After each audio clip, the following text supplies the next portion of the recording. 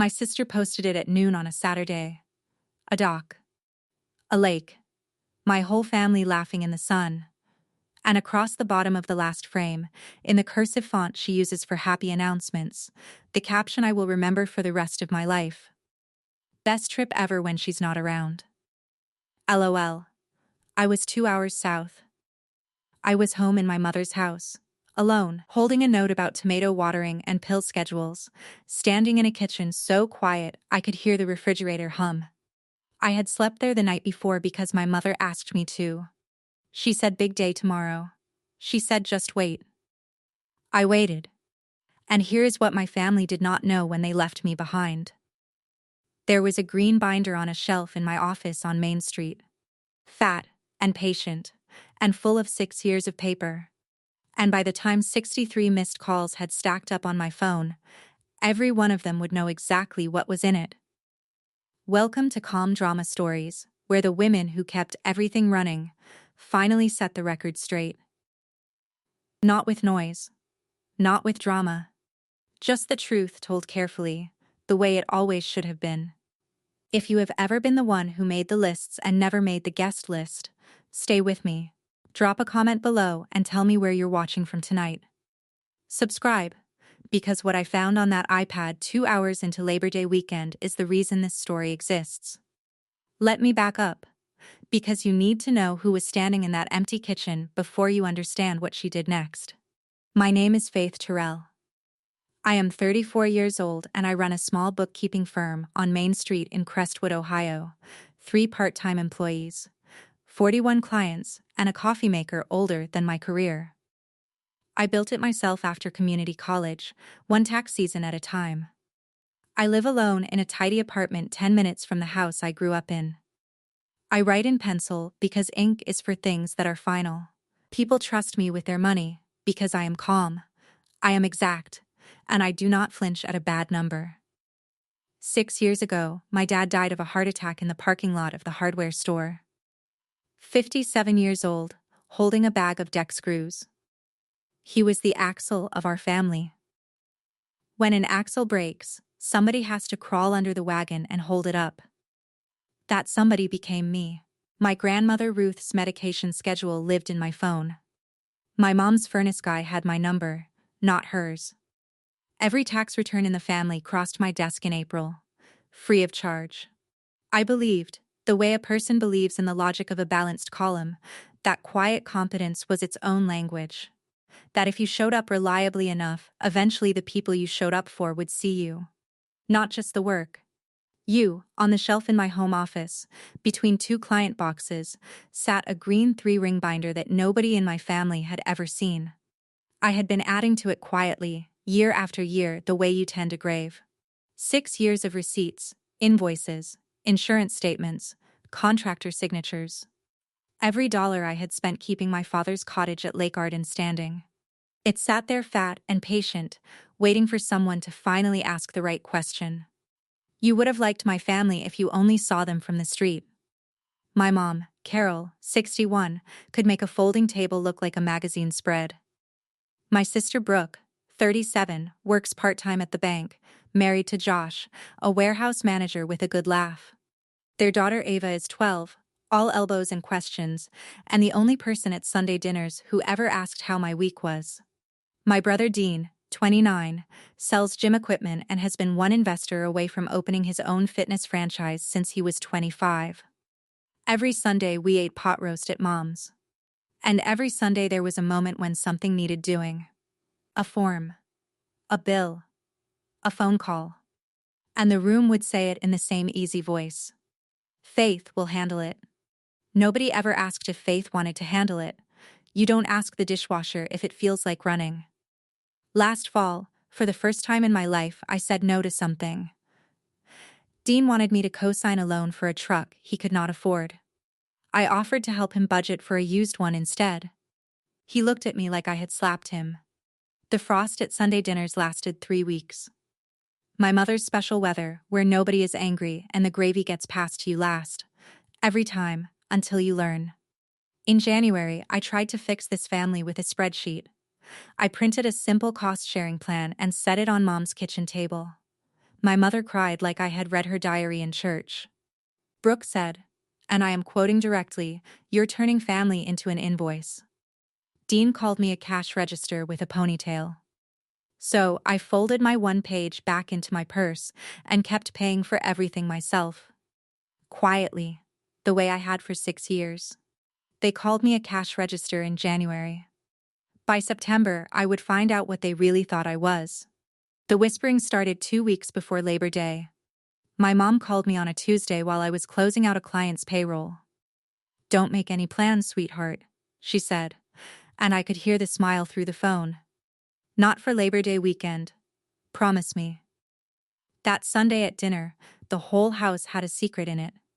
Brooke and Mom went quiet in the kitchen when I came in for the salad bowl, the way a radio cuts out under a bridge.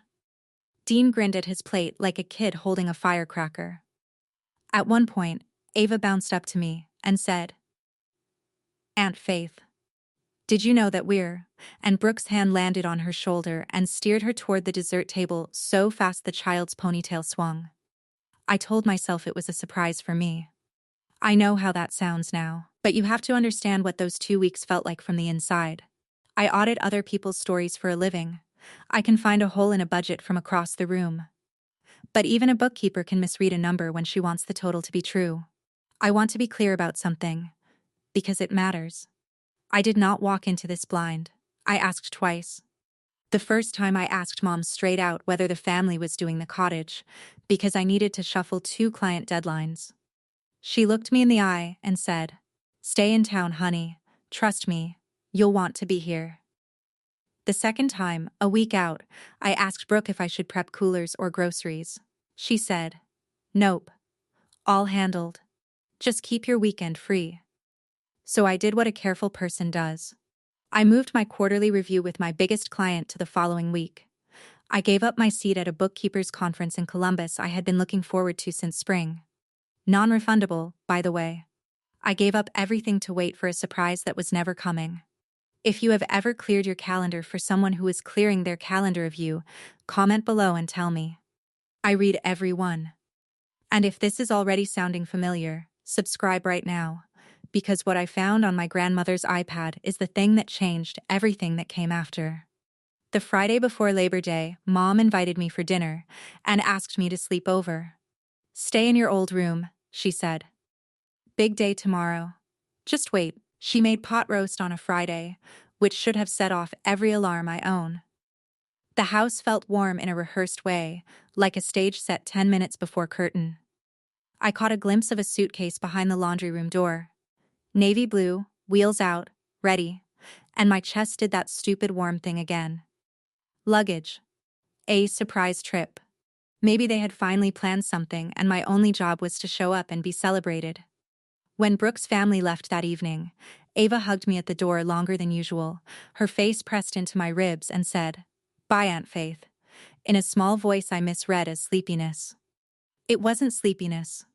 My mom kissed my forehead at the top of the stairs, first time in years, and said it one more time. Softer. "Don't make any plans." I brushed my teeth in the sink I had used as a teenager and fell asleep in my childhood bed, listening to my family whisper through the wall, warm as a fool in winter.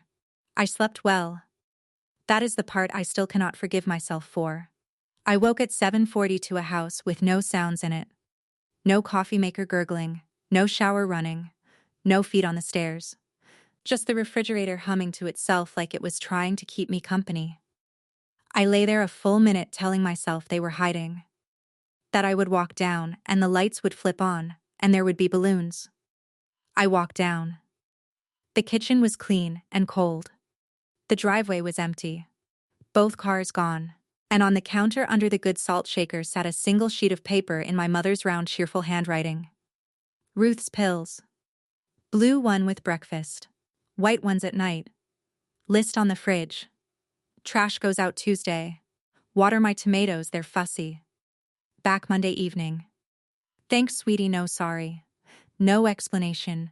No destination. No will miss you. Not even my name. Just sweetie." The word you use for a waitress or a dog. I stood there in my pajamas holding that note and the room did a slow, quiet tilt. because I finally saw the shape of it. Don't make any plans. Not because something was planned for me.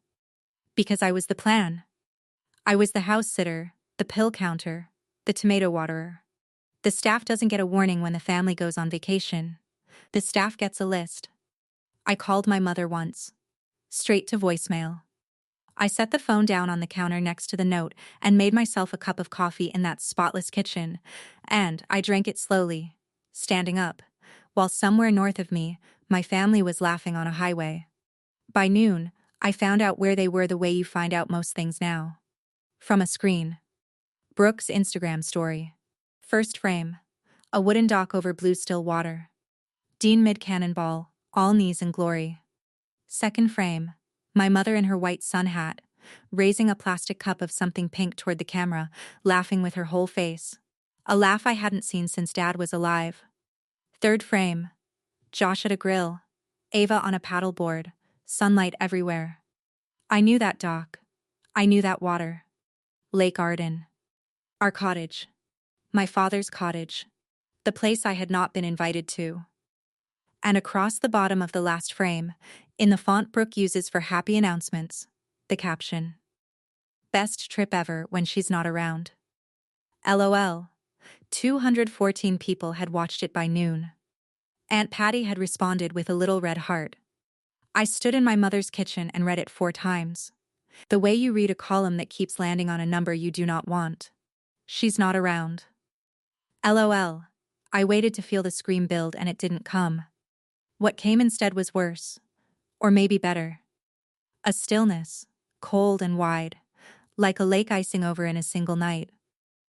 I did not comment. I did not post.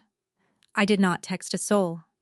I put the phone face down on the counter, washed my coffee cup, dried it, set it in the rack.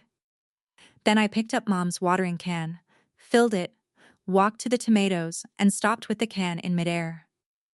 I looked at those fussy little plants for a long moment. I set the can down, still full, on the porch rail. Every machine has an off switch. Mine had just been found. And here is what my family forgot when they left the state. They left me home alone, with every device, every calendar, every account in this family that I had ever been asked to manage. I locked my mother's house, drove the 10 minutes to my apartment, showered, put on real clothes, and did the one thing on that note worth doing. I picked up my grandmother's pills and drove to Ruth's little brick house on Cedar Street. Because here is who else woke up that morning without a family. An 83-year-old woman, with a bad hip and a sharper mind than all of us combined. They had left her behind too. Too much trouble, apparently. Ruth opened the door in her good cardigan, looked at my face for exactly 1 second, and said, "Well, you'd better come in and crack some eggs." So the 2 people who got scratched off the guest list ate scrambled eggs and toast at her kitchen table, off the plates with the blue windmills, and neither of us said the word cottage for a full hour. Ruth poured me more coffee and told me what she knew, which was almost nothing. That was the point. They had told her on Thursday. An adult's getaway, Ruthie. You'd hate the stairs, is what my mother had said, to a woman who still does her own gutters against everyone's direct orders. Ruth stirred her coffee and delivered the line I have thought about every day since. They took the boat keys, she said. Funny, nobody ever asks who keeps the lights on. Then she said something stranger. Your father did one smart thing about that cottage before he died. She held her mug with both hands. Ask me about it when you're ready. I said I was ready now. She shook her head. No, honey. You're angry now. Ready is different. Ready comes after you know what they're actually doing up there. I told her they were swimming and drinking pink things out of plastic cups. Ruth looked out her kitchen window toward the north, the direction of the lake, for a long, quiet moment. Then she said the second thing I have never forgotten. Your mother came by Thursday with casseroles and her good church folder on the car seat. Honey, nobody packs paperwork for a swim. I did not know what she meant yet. Her iPad was about to tell me. The iPad was my fault in the way everything in this family was eventually my job, and therefore my fault. 3 years ago, when Ruth's doctor moved her checkups to video calls, the family decided. Say it with me. Faith will handle it. So I set up an iPad for her using an old Apple ID of Brooke's, because Brooke had an unused account and nobody wanted to pay for new storage. Brooke never logged out. I maintained the thing every month like a good little IT department. That Saturday afternoon, I picked it up off Ruth's end table to clear her cluttered screen before her Monday appointment. And there it was on the lock screen, patient as a paper cut. A shared calendar notification. Gary Sutton. Cottage Man. 11 a.m. I stood very still. Everybody in Crestwood knows Gary Sutton. His face smiles down at you from the biggest realtor billboard on Route 9, right next to the words, "Your home, his promise." My thumb hovered over the screen while my brain did what it is trained to do. Reconcile the accounts. A realtor at our cottage on Labor Day Monday at 11 in the morning, with my entire family gathered in one place, coolers packed, kids entertained, grandmother parked. And the one person who reads every document in this family conveniently left 2 hours south watering tomatoes. Numbers don't lie. But they will sit quietly while you lie to yourself. I opened the Messages app. It was a device I administered, signed into an account its owner had abandoned, syncing conversations nobody had bothered to silence. Ruth was pretending very hard to watch her bird feeder. At the top of the list sat a group chat I had never been in. Cottage crew, with a little boat emoji. Created the third week of May. While I was doing their taxes. I scrolled up through 3 months of my family planning a weekend without me, the way other people plan weddings. Who would bring the kayaks? Whether Josh's brother could lend a second grill. My mom asking Brooke to pick the week Faith usually does quarterly filings so she won't push to come up. And then, from the second week of June, the message that rearranged something in my chest permanently.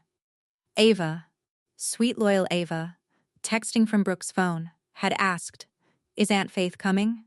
She loves the lake." And my mother's reply, time-stamped 9:41 on a Tuesday morning. Sitting there in a gray bubble like it was nothing. "Not this one, honey, she'll do the math out loud."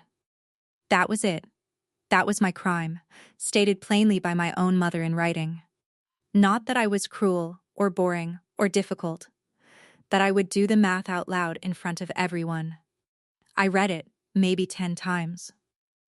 And somewhere around the 6th, the hurt did a strange thing. It turned professional. "All right, Mom," I remember thinking, with a calm that frightened me a little. "What math were you so afraid I would do?" I kept scrolling. And then, I found my own spreadsheet pinned to the top of the chat. The clean little template with tabs and formulas I had built 2 winters ago at my mother's kitchen table. She had hugged me and called me her clever girl. And now here it was, my own handiwork, repurposed to budget a family weekend I had been deleted from. Gas money split 4 ways. Grocery list. A line item that said GS Lunch Carol, Gary Sutton. They were buying the realtor a sandwich with my spreadsheet. But the file was just the appetizer. The chat spelled out the rest in cheerful bubbles. Sunday night, after the kids went to bed. Family meeting. Everyone on the same page before Gary comes. Monday at 11, Gary Sutton walks the property. The words listing price appeared. The words before the fall market cools appeared. Dean in July. Deposit deadline is the Friday after Labor Day. Franchise rep confirmed. 60 grand holds my territory. My mother in August. The cottage does nothing but cost money. Your father would want it working for this family. And then from Mom, the last brick in the wall, posted 10 days before they left. Don't tell Faith till it's done. You know how she gets. You know how she gets. I sat in my grandmother's recliner with that iPad warm on my knees and understood the whole architecture at once. The way a column of numbers suddenly foots. They were not just spending a weekend without me. They were voting on my father's cottage. Selling the last thing he ever built with his hands. And I was not on the ballot. I was on the chore list. I drove back to my apartment as the light went long and gold and did not turn on the television and did not pour a glass of wine. I went to the shelf in my home office and I took down the green binder. I set it on my kitchen table the way you set down something breakable, and I opened it to the first page, and for the first time in 6 years, I read it start to finish as a stranger would. Property taxes on the Lake Arden cottage. $3,900 a year, 6 years running. Paid by me. Receipts filed by quarter. Homeowner's insurance. $1,650 a year. Auto pay from my business account. My name on every statement. The September the septic system failed. $7,200. Me on the phone with the contractor at 6 in the morning between client calls. The roof after the ice storm, $4,800. The dock Dean cannonballs off of, $2,300 to rebuild the pilings. The furnace, $3,100. Winterizing, plowing the lane, the plumber, the chimney man.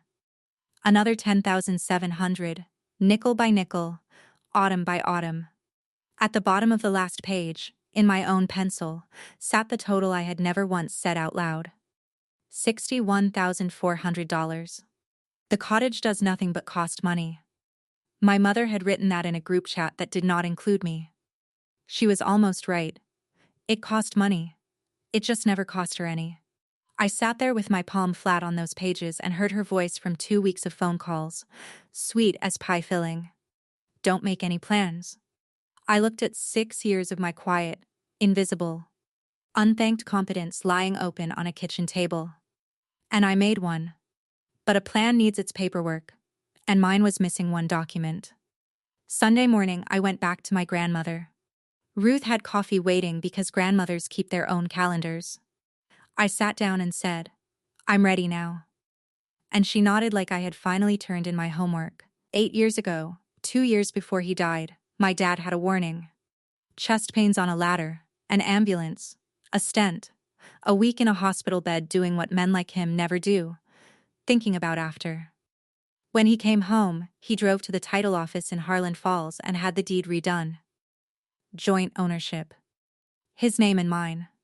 Ruth went with him. She signed the visitor log. She remembers he wore his funeral tie because it was the only one ironed. He said the cottage should belong to someone who shows up. And I am quoting your father now, Ruth said. Someone who shows up should hold the keys. I knew I had signed the papers myself at 26, half listening, embarrassed by the fuss, assuming it was estate housekeeping that would matter someday in some distant gray-haired future. He meant to tell the family when the moment was right. 22 months later, he was gone in a parking lot. And there had been no moment. I had folded my ownership away with my grief and never said it out loud, because saying it while Mom wept over his recliner would have looked like a land grab. I was too busy becoming the family's load-bearing wall to read my own blueprints. So here is where my story stood that Sunday morning. My family was 2 hours north, planning to vote on a cottage they did not fully own. I stood up to leave with my whole spine full of purpose, and Ruth said, "Sit down. There is a second half." So I sat, and my grandmother told me about my mother, the part of her story that never gets told at Sunday dinner. Carol was 23 when her own mother's health failed. 3 sisters, and 2 of them had the good sense to live far away. So for 7 years, my mother spooned soup, changed sheets, managed pills, and missed the decade where a life gets built. Her sisters sent Christmas cards from Florida with beach photos and glitter. Nobody paid her. Nobody asked her. The one time she raised the subject of help, her mother reportedly stared at her and said she didn't know daughters had started charging. Her mother thought that's what daughters were for too, Ruth said, and let that sentence sit between us on the tablecloth like a stone she had been carrying in her apron for 40 years. I asked why she was telling me this. Was I supposed to forgive it? Ruth snorted. Forgiveness is your business. I'm just showing you the river. She leaned forward. Your mother drowned in this exact water, honey, and instead of draining it, she taught her own daughter to swim laps in it and called it love. That's the oldest recipe in the world. Then she patted my hand once, briskly, teacher to student, and added, knowing where the river starts doesn't keep you dry. I drove home the long way, past the hardware store where my father died. Understanding my mother did not change my next move by a single inch. It only made my hand steadier when I made it. Sunday night. My kitchen table. The binder closed at my left elbow, a mug of tea going cold at my right, my laptop open in the middle like an altar. 2 hours north, if the group chat's agenda held, my family was putting the kids to bed early and gathering on the screen porch for their family meeting. Everyone on the same page before Gary comes. Every phone in that cottage had my number in it. Any one of them could have called me at any moment in the last 3 months. My last text from my mother was 11 days old. It said, "Don't forget Ruth has a dentist appointment." So no, I did not text my family. I have never once texted them about any of this, and I never will. And if that sounds cold to you, I understand. But read the note on that counter again and tell me which of us went cold first. Instead, at 9:12 p.m., I wrote an email to the office of Gary Sutton Realty. It was 3 lines long, and I have written grocery lists with more emotion. Line 1. I am a joint owner of record of the property at 14 Arden Shore Lane, parcel number attached. Line 2. The property is not for sale and no listing agreement will be signed by me. Line 3. I would suggest his office verify the title before Monday's 11 o'clock appointment. I thanked him for his time. Because manners are free. I copied myself. I hit send, and the whoosh sound was the loudest thing that had happened in my apartment all weekend. The invisible daughter died right there at a clean kitchen table, between one email and a cup of cold tea. I rinsed the mug. I went to bed.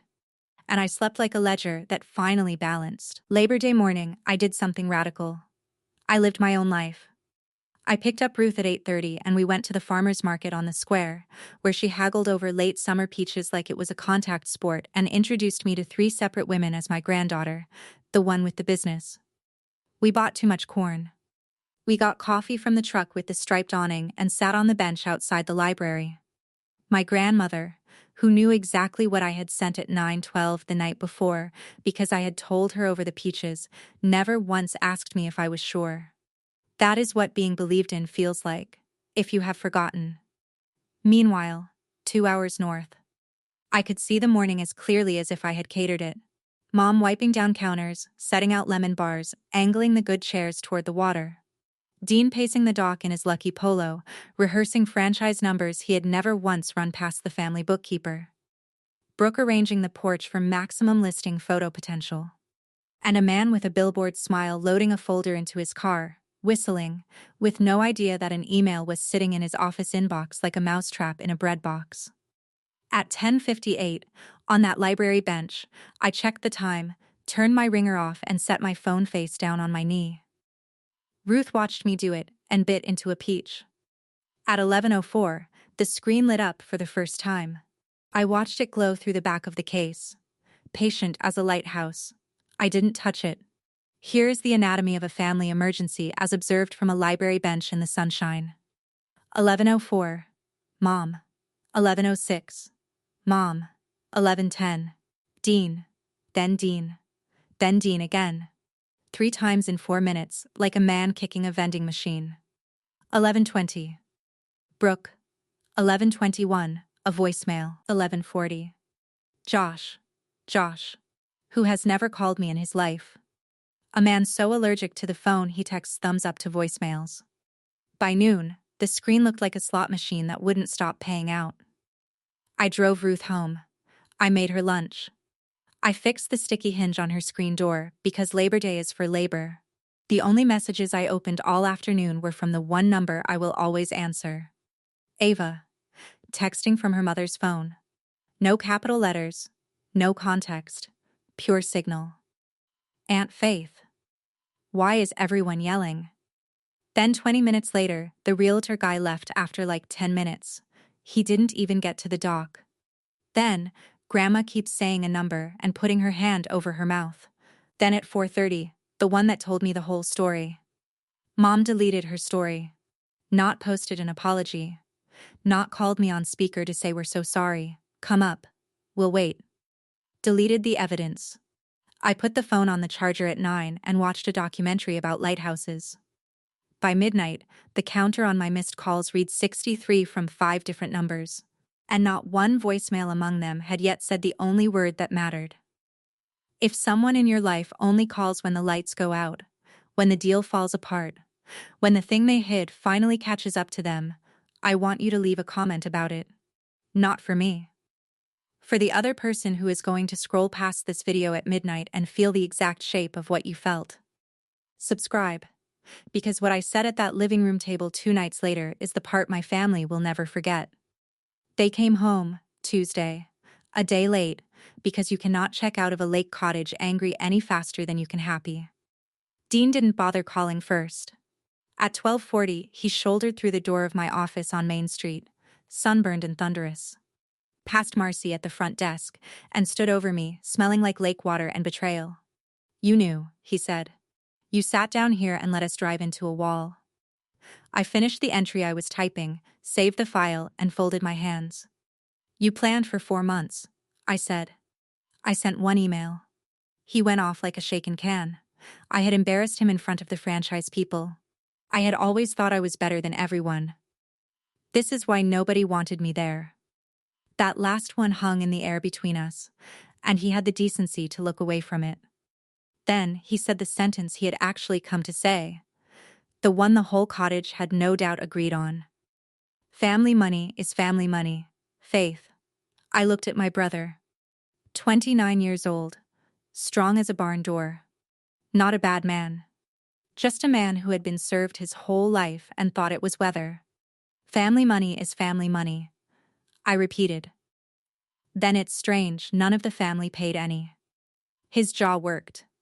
He kicked my wastebasket into the wall on his way out. Paper everywhere, very fierce. And left. Marcy leaned in with wide eyes and asked if I was okay. I was picking up crumpled paper off my floor, and I realized I mostly was. The visit that actually got under my skin came that evening. Brooke knocked on my apartment door at 7 holding a grocery store lasagna like a white flag.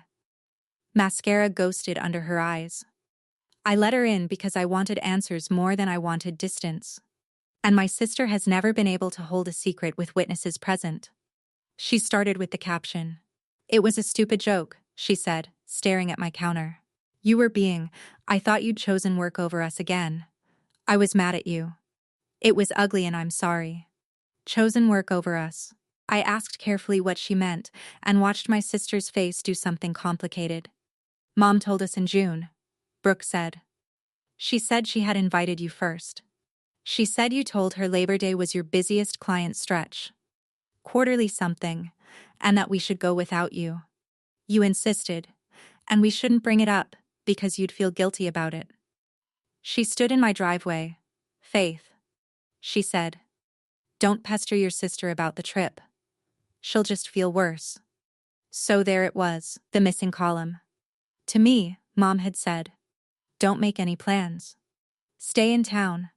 Just wait." To them, Mom had said, "Faith turned us down. Don't mention it to her." 2 stories, airtight, pointed away from each other like curtains drawn over the same window, and one director standing between them, keeping both halves of her family from ever comparing notes. Even the cruelty of that caption had been farmed. Brooke had aimed it at a sister she believed had snubbed the family. I am not excusing her. LOL is LOL. But as she stood in my kitchen crying into her own casserole, I finally saw the full blueprint. My mother had not just hidden a trip from me. She had hidden me from my family. Wednesday, the summons started. Mom wanted me at the house to straighten this out as a family, at her table, on her clock, with her pot roast as anesthesia. Aunt Patty offered to mediate, which is Patty for sitting close enough to hear everything. I declined all of it politely, the way I decline clients who want creative accounting. Then I sent my first message to my family since Friday. One text to the regular group chat. The public one. The one with no boat emoji. Wednesday, 7 p.m. Mom's living room. "Everyone, I'll bring the paperwork." That was the whole message. I watched 3 sets of typing dots rise and fall like people bobbing, underwater. After 6 minutes, the only reply was from Dean. "Okay. Power isn't loud." It turns out, power is being the one who names the time and brings the documents. I spent that afternoon at my office copier like a priest preparing communion. 5 sets, collated, clipped, Every receipt, every statement, every check. 6 years of the green binder reproduced in black and white. I stopped at Ruth's on my way home. She was watching her shows, and she muted the television, which is how you know a conversation matters. I asked her to come. "I'll sit in the armchair," she said. "You'll stand." Then she looked at me over her glasses with those 31 years of third-grade teacher in her eyes. "Go get your inheritance, honey, not the cottage." The other thing, I didn't fully understand her until it was over. I got to my mother's house at 7 exactly, because punctuality is a language and I wanted mine formal. The living room was staged, of course. My mother has never once hosted an ambush without refreshments. Lemon bars on the good plate. Coffee in the carafe. Lamps turned to their forgiving settings. Dad looked down at us from the mantel, holding a walleye and a smile from 20 summers ago. Dean stood by the window with his arms crossed, jaw set, deadline 2 days away and dying. Brooke and Josh shared the love seat like people at a deposition. Aunt Patty had been disinvited, which I had made a condition, and her absence had its own weight. Ruth took the armchair by the lamp, hands folded on her cane, magnificent. My mother sat on the edge of the sofa in her church cardigan. Hair done, face composed, a woman prepared to manage her way through one more family weather event. Ava was supposed to be upstairs. I saw her anyway, through the balusters at the top of the staircase, chin on her knees. I did not tell on her, because some educations you do not interrupt. "Faith," my mother began, in the voice she uses to return soup at restaurants. "Before anything else, I want you to know how much we—" I raised one hand gently, and the sentence died of natural causes. I crossed the carpet I had learned to crawl on and set the green binder down on the coffee table, square to the table's edge. The room looked at it the way you would look at a strange dog. "My name is on the deed," I said. "But that is not the part you don't know yet." My mother said my name the way you would handle glass. I opened the binder, I stayed standing, and I turned pages and did what I do better than anyone in that room. I read the record into evidence. Property taxes, Lake Arden Cottage. $3,900 a year. Here are 6 years of county receipts. Note the name on every one. I laid the page flat and turned it toward them. Homeowners insurance. $1,650 a year, auto-paid from Terrell Bookkeeping. That is my business. Which means that is my name. Paid. September, 4 years ago, the septic failure. You all remember the smell. You joked about it at Thanksgiving. $7,200. Here is the contractor's invoice. And here is who signed it at 6 in the morning. Page. The roof after the ice storm. $4,800. The dock you cannonballed off of Saturday, Dean. I rebuilt the pilings under your feet 2 summers ago. $2,300. The furnace. $3,100. Plowing. Winterizing. The chimney. The plumber. Page. Nobody touched a lemon bar. Josh was the first to stop meeting my eyes. Josh, who had the least to be ashamed of, which tells you something about shame and how it books itself to the wrong accounts. I turned to the last sheet, the one with 6 years of pencil arithmetic in the margin. And I said the number out loud in that living room for the first time anywhere. $61,400. I set a clipped photocopy of the entire binder in front of each of them. Mom, Dean, Brooke, Josh, and one for the armchair, because Ruth had earned a program. Mom was right about one thing, I said. And I looked at her, and my voice stayed level, and hers was nowhere to be found. I do the math out loud. The clock over the kitchen doorway ticked. Somewhere upstairs, a stair creaked and went still. My mother rose off the sofa cushion, and I braced for the denial, the reframe. The managed weather I had been forecast my whole life. That is not what came out of her. What came out of my mother was the truth, and it came out the way water comes through a failed foundation. First a seam. Then all at once. She sat back down mid-rise as if her knees had voted against the performance, and she looked at the photocopy in her lap. "I couldn't cover it," she said. The room went so quiet I could hear the carafe cooling. "After your dad died, the pension was half what we—" I refinanced, and then the card, and then the home equity loan. Her hands smoothed the pages without reading them. Every month I'd sit at that kitchen table with your little spreadsheet and move numbers around like furniture. And there was never. She stopped. Started again. Your father handled it. Then he didn't. And everyone assumed I was fine. And I let them because. She looked up. For one unguarded second I saw underneath the stage director to the scared bookkeeping of her own life. Because I could not sit at Thanksgiving and be the poor widow Faith, I could not. The bill started coming, and your name was already on things, and it was so easy. You never asked for credit. You never even told them. A small, terrible laugh. You made it so easy. And then my mother folded her hands on her lap and delivered. In the voice of a woman reciting something she had learned before she learned to question it. Nobody ever asked me either, you know. All those years with your Grandma Dorsey. Nobody asked. I thought that's what daughters were for. In the armchair, Ruth closed her eyes like someone hearing a diagnosis she had predicted for years. I stood there holding 6 years of paper, understanding my mother completely. The river. The drowning. All of it. And I said quietly, "That is the saddest sentence you have ever said, Mom, and it is still not an apology." Brooke leaned forward, bank voice engaged. "Okay, here's what makes sense. The cottage sells. It is a seller's market, Gary says. 310, maybe 320. The first 61.4 comes off the top and goes straight to you. Every cent back, Faith, before anyone else sees a dime. That is fair. Nobody is asking you to lose anything." Dean came off the window like a man given one more rep. 60 for the deposit holds my territory till Friday. Faith. Friday. This franchise runs 8% margins in towns half the size. I'll have Mom paid back in 3 years. You in 2. It's not spending, it's seeding. Dad would get that. Dad built things. And then my mother did the thing I had been braced for since Monday. The thing she does best in all the world. She crossed the carpet, sat beside me on the arm of the sofa, and took my hand in both of hers, warm and dry and certain. And she made her offer. Not money. The other currency. "Sign it, sweetheart, just this once, and everything changes. I promise you, you'd run it all. The money, the decisions, everything through you. Out in the open, the way it should have been. Every trip, every holiday. You're the first call I make. First, Faith. Not the note on the counter. Never again." She squeezed my hand.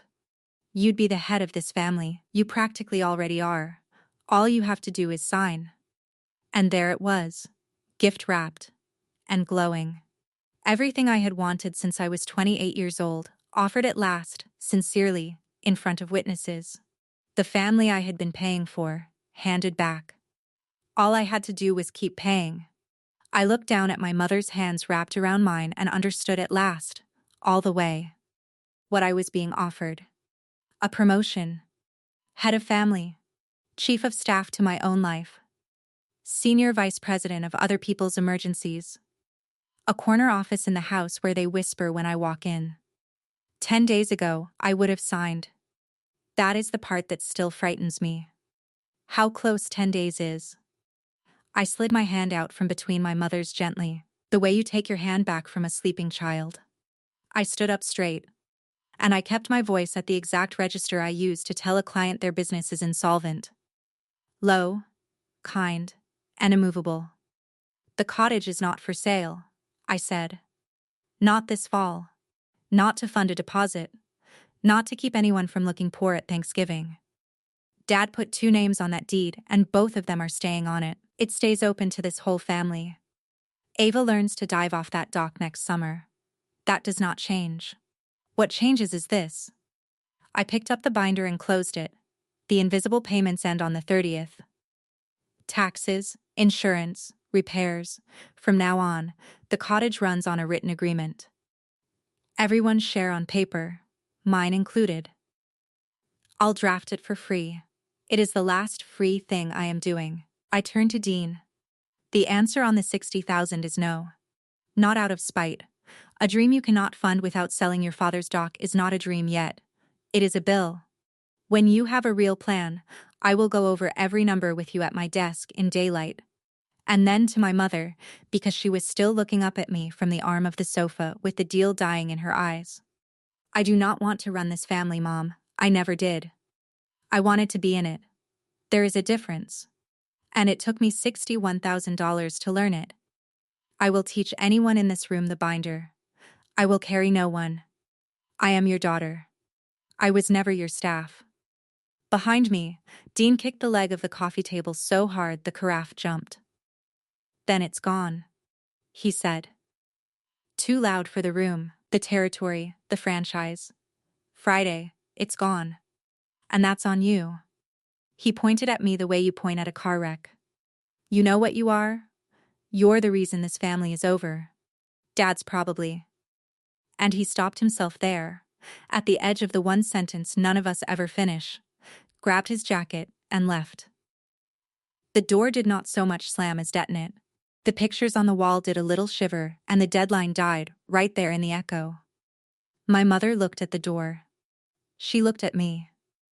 She went after neither of us. She sat on the arm of the sofa with her hands in her lap and chose silence one more time, the way she had chosen it all summer. That was my payment in full. And I felt it clear the account. Brooke collected Josh with a glance and said, I'll call you, in a voice that meant someday, maybe, thinner, then small feet on the stairs. Ava, in her sleep shirt, passed her mother's outstretched hand, crossed the carpet, and put her arms around my ribs, fierce as a seatbelt. She tipped her chin up and whispered, Great Ruth said you'd stand up. She told me to watch. I looked over her head at Ruth, who was examining the ceiling with the innocence of a career educator. I hugged my niece, said goodnight to the room in general, and walked out the front door of the house I grew up in. Lighter and poorer than I had ever been in my life. Both at once. Having just traded the family I had been buying for the person I had been burying. The September night smelled like cut grass and rain coming. Grief and relief can ride in the same breath. I know, because I drove home on one. Dean went silent. No calls, no Sunday dinners. A mutual friend reported he told people his sister chose a shack over her own brother. The franchise territory went to a man in Dayton. Brooke texted on holidays, polite as a greeting card, and once in November sent 3 photos of Ava's science fair project with no caption, which from Brooke is practically a sonnet. Aunt Patty changed sides 4 times depending on her audience. The town talked, then found newer weather. And then on a gray Tuesday in October, the bell over my office door rang, and my mother walked in. No lasagna, no speech. Holding a plastic grocery bag full of unopened envelopes. She stood at the counter like a first-time client and said, Teach me the binder. So I did. We started with how to read a tax bill. She cried once, quietly, over the home equity statement, and I handed her the tissues and a highlighter in that order, because love in my family was finally learning to speak accounting. She took a part-time job at the fabric store on the square, her choice, not mine. In December, she put a check for $200 on my counter, the first of a payment plan she invented herself. Against $61,000, it was a raindrop in a quarry, and we both knew it. I deposited it anyway, because the point of that check was never the amount. Ava started coming by on Fridays after school to learn what she calls allowance math. Small true things.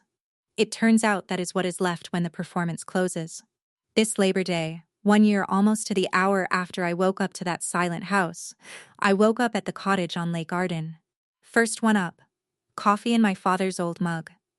Bare feet on the dock he paid for. The lake did its early morning trick where it holds the sky still for you. Ruth was on the porch by 8, wrapped in a quilt, supervising the horizon. Ava spent the morning practicing her dive off the end of the dock, badly and magnificently, while Brooke, who came up Saturday awkward and trying, which counts, filmed every attempt and posted none of them. My mother arrived at noon, invited, with potato salad and without commentary, and sat in a lawn chair like a guest. Because that is what she was. And guests, it turns out, can be delightful. There is a cost-sharing agreement in a drawer in the kitchen with 4 signatures on it. Nobody whispers here anymore. The whole architecture of whisper has been condemned. Dean did not come. His name is in the agreement anyway, His share marked paid by owner Faith for one more year. Because the door is not locked to my brother. It just has visiting hours now, like every honest door. Late in the afternoon, Ruth watched me flip burgers in a rain-spitting breeze under the awning the way my father used to, and she smiled at something far away. They told me once, don't make any plans. I made plans. A bookkeeper's ledger does not care what the entries feel like. It only cares whether they balance. For 6 years, I kept 2 sets of books without meaning to. The one everybody could see, all the Sunday dinners and the handled forms and the tax seasons freely given, and the one nobody asked about, the green binder. The private running total of what invisible love actually costs. The day I set that binder on that coffee table was the day both sets of books finally told the same story. And that is the only kind of accounting worth doing. If you have been keeping a quiet ledger of your own, for people who have never once asked what the balance is, bring it into the light. Kindly, completely. Let the people who say they love you prove it with more than a guest list. That is yours to do, on your own timeline, in your own pencil. If this story reached someone tonight who needed to hear it, share it with her. Drop a comment and tell me what you would have done at that living room table. I read every single one. And subscribe, because I will see you in the next one.